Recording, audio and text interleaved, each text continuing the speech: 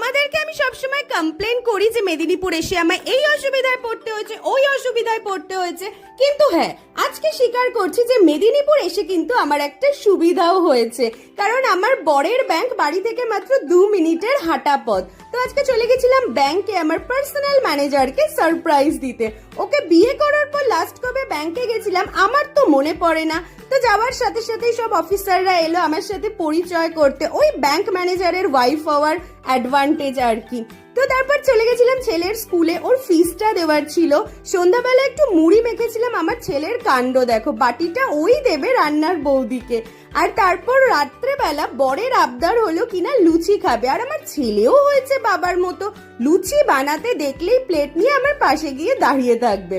তো আলু মটরের তরকারি আর লুচি আমাদের কিন্তু ভীষণ পছন্দের। তো চলো আজ এই অবধি, ভিডিওগুলো ভালো লেগে থাকলে চ্যানেলটা সাবস্ক্রাইব করতে কিন্তু ভুলো